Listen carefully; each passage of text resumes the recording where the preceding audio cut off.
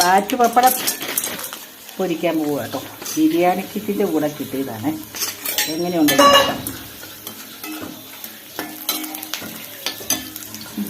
ഇത് ശരിക്കും ബാറ്റ് പോലെ തന്നെയാണല്ലോ ഇരിക്കുന്നത്. ബാറ്റ് പപ്പടം ബിരിയാണി കിറ്റിൻ്റെ കൂടെ കിട്ടിയ സംഭവം കേട്ടോ. എങ്ങനെയാണ് നമുക്കൊന്ന് സാധാ ചോറിനാണ് അപ്പോൾ കഴിക്കാൻ പോകുന്നത്. ബിരിയാണിയുടെ കൂടെ ഒന്നും ഉണ്ടാക്കിയില്ല.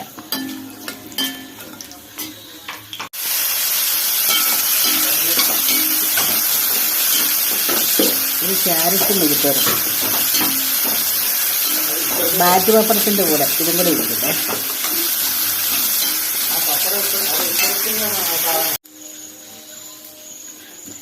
മീൻകറി മുരിങ്ങക്കായും തക്കാളി ചേർത്ത മീൻകറി കൂട്ടി കേട്ടോ.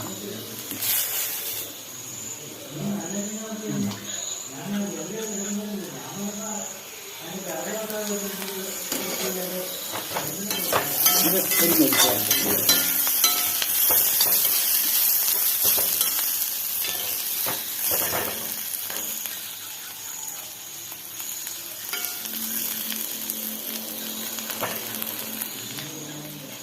നമ്മുടെ വൈകിട്ടത്തെ സാധനത്തിൻ്റെ ഊണ് പപ്പയ്ക്ക് കൊടുക്കാനായിട്ട് വിളമ്പി വെച്ചേക്കുന്ന കേട്ടോ.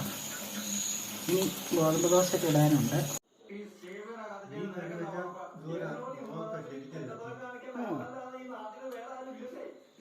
മുരിങ്ങക്കായ്ക്ക് ഒരു പ്രത്യേക ടേസ്റ്റ് ഉണ്ടല്ലേ. ടി വിയിൽ സിനിമ നടക്കണമായിരുന്നു, ഭയങ്കര സൗണ്ട്.